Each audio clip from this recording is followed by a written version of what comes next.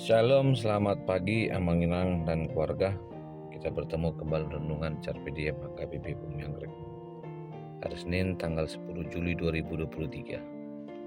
Sebelum kita merenungkan firman Tuhan, kita bernyanyi dari buku ini nomor 178 ayat 1.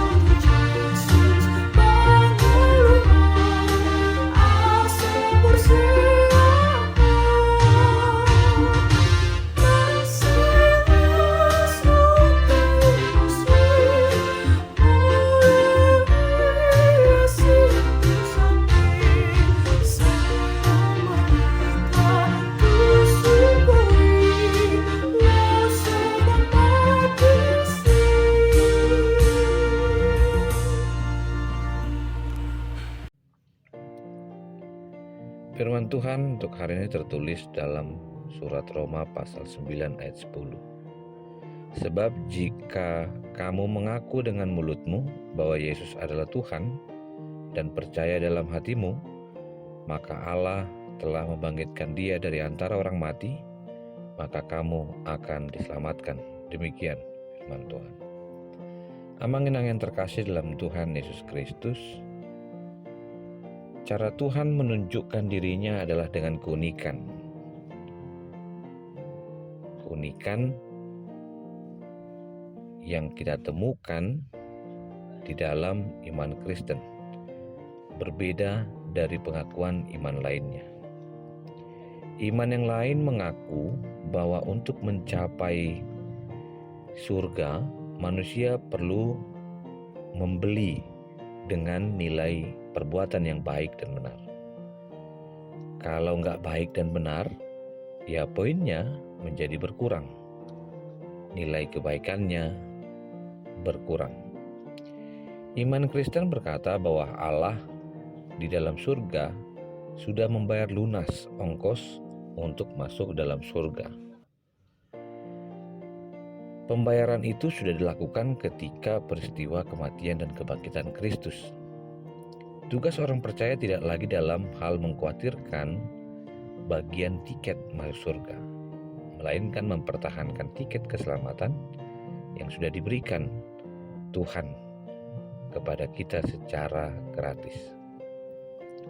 Tetapi ini yang menjadi pergumulan kita, yang menjadi godaan terbesar bagi kita sebagai orang percaya, di mana keselamatan bukan lagi hasil dari perbuatan, melainkan anugerah yang diberikan secara cuma-cuma. Menurut Dietrich Bonhoeffer, anugerah itu disebut murahan, sehingga banyak orang menyalahgunakan keselamatan itu. Firman Tuhan yang dituliskan kepada kita hari ini diajak untuk mengaku dengan mulut bahwa Yesus adalah Tuhan dan percaya dalam hati. Kalau Allah telah membangkitkan Yesus dari antara orang mati, maka kita diselamatkan. Bentuk pengakuan ini yang harus digali dan ditetapkan, bahwa perjuangan kita untuk menjaga iman kita seharusnya menitik beratkan pada sebuah pengakuan bahwa Yesus adalah Tuhan. Setiap hari dalam kebaktian kita diajak bersama-sama mengaku iman, bukan? Dari hati yang tulus dan jujur, sesungguhnya kita mengaku bahwa pengakuan itu adalah bersifat pribadi. Bagian berikutnya, kita diajak untuk melihat bahwa Allah telah membangkitkan kita dari antara orang mati.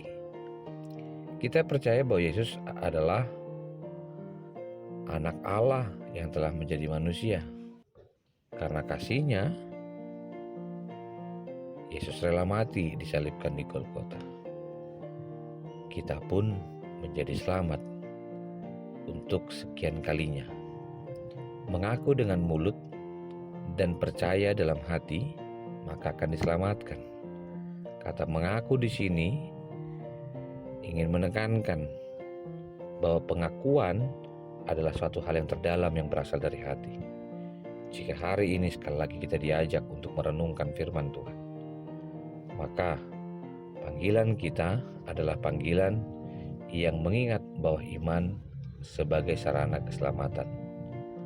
Dengan demikian saya ingin mengatakan kepada kita Bapak Ibu Amangena, Paulus sedang membandingkan kebenaran karena ketaatan kepada hukum Taurat dan kebenaran karena iman. Mari, ingatlah, jika kita melakukan hukum Taurat tidak lain karena kita ingin menjaga hati kita tetap tertuju kepada Tuhan. Ada beberapa hal yang ingin disampaikan dalam bentuk aspek pesan iman. Yang pertama, bersifat internal. Di dalamnya kata percaya dengan hati berarti mengungkapkan isi hati dengan sebenar-benarnya. Tidak sebagaimana orang Farisi terlihat begitu saleh dalam tradisi dan ritual, tapi kenyataan ibadah mereka ternyata hanya dalam hati. Demikian dengan bagian yang kedua yang bersifat publik. Paulus tidak hanya menyinggung tentang percaya dalam hati, tapi juga mengaku dengan mulut. Ini begitu menarik karena iman bukan hanya personal melainkan komunal.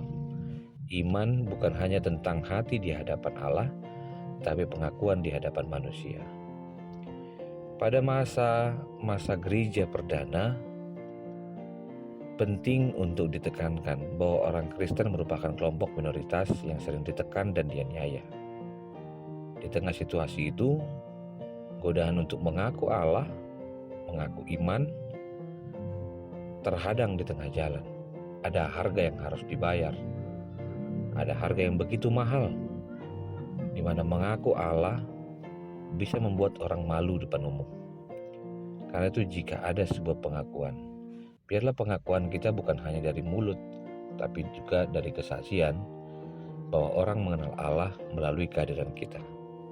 Biarlah dari penderitaan kita mengenal Allah dan bersandar bahwa hidup yang diberikan kepada kita adalah hidup dalam karya Allah. Untuk itu, mari melihat janji penggenapan Allah menjadi cara kita untuk berjuang dan mau berkorban. Karena iman kita tidak dapat diperhitungkan sebagai usaha manusia, kita tidak berjasa untuk melaksanakan keselamatan. Malah iman justru mengaku ketidakmampuan diri kita. Iman yang benar bukan merengkuh Allah dengan segenap kemampuan kita, melainkan direngkuh Allah dalam segala ketidakmampuan kita.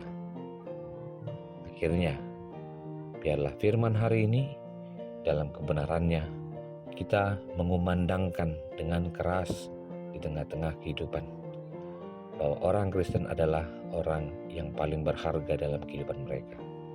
Pengakuan tidak di bibir, tidak juga hanya di hati, tapi keduanya adalah bentuk pengakuan Kristus telah bangkit dan Kristus telah mengalahkan segala maut dan memberi kita hidup yang penuh damai sejahtera. Mari kuasai Injil. Dengan demikian, Injil pun akan bekerja dalam hidup kita dan memberikan semangat baru, pengharapan baru untuk mampu melihat kenyataan dan realita bahwa kita sengaja diciptakan, dihadirkan dalam kehidupan masing-masing untuk tujuan yang Tuhan inginkan. Selamat pagi, selamat beraktivitas, Tuhan mengasihi. Terima kasih Tuhan untuk hari ini. Terima kasih untuk kuasa Tuhan dalam hidup kami yang dimampukan kami untuk mengaku dengan mulut dan hati. Biarlah kebangkitan itu mengingat kami punya kuasa dan menjaganya sebagai bentuk kesaksian untuk mencintai Tuhan dan kehidupan. Dalam Kristus Yesus kami berdoa. Kasih anugerah dari Kristus Yesus, kasih dari Allah Bapa dan persekutuan dengan Roh Kudus memberkati dan menyertai-Mu senantiasa. Amin.